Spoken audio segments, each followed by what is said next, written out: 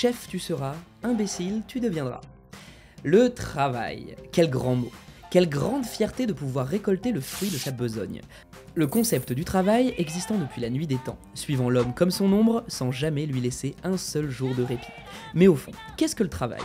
Est-ce le fait de bosser 15 heures par jour pour un salaire de misère? Ou alors de s'occuper l'esprit et avoir quelques bonnes idées comme le font certains PDG? Bien entendu, d'autres exemples mériteraient d'être creusés. Mais nous ne sommes pas là pour ça.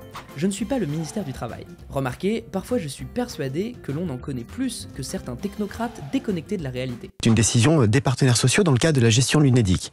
Et donc il faut aussi le respecter, c'est la même chose sur les retraites complémentaires. Le régime Agirc-Arrco est un régime paritaire. Il y a des choses... Réveillez-vous, sortez de votre sommeil. Travailler est une excellente idée. Comme ça, vous allez pouvoir participer régulièrement à ma cagnotte. De toute façon, vous travaillez trop, vous n'avez donc pas le temps de dépenser votre argent pour vous-même, autant le faire pour les autres. Le travail, symbole d'un certain équilibre sociétal. Tout le monde a une fonction, et il est vrai qu'il faut de tout pour faire un monde. Plusieurs choses me dérangent. D'abord, ce principe d'être jugé par des gens qui ne sont pas du métier. Est-il normal qu'une personne n'ayant jamais pratiqué de sport, obèse, se permette de critiquer et d'écrire bon nombre d'articles pour un grand journal sportif? Est-il normal qu'un critique culinaire qui arrive parfois à peine à réaliser de la nourriture de bistrot puisse distribuer des étoiles au restaurant? Il n'y a que l'humain pour inventer ce genre de concept qui dépasse le prisme de la débilité. On est carrément dans une autre dimension.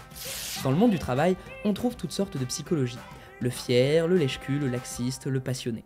Tant de profils différents qui doivent coexister. Ne le prenez pas mal quand je vous dis que le travail est une pure invention des riches pour faire trimer les pauvres. Ils vous donnent des pseudotypes, vous appellent chef, une petite tape sur l'épaule, et ça repart comme en l'an 40.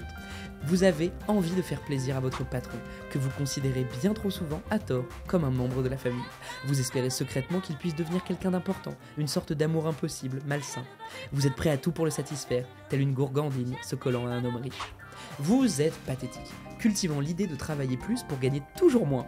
Peu importe le salaire, tant qu'on vous appelle chef. Ils ont bien compris que le statut était plus important pour vous, une aubaine après tout. Ils vous payent 3 fois moins que prévu pour toujours plus de responsabilités. Je dois vous dire que je vous trouve tout simplement géniaux. Donnez-moi vos sous, je vous appellerai chef chaque fois que vous réaliserez un don. Moi, je vous donne du vent, vous donnez votre argent. Après tout, chacun son truc.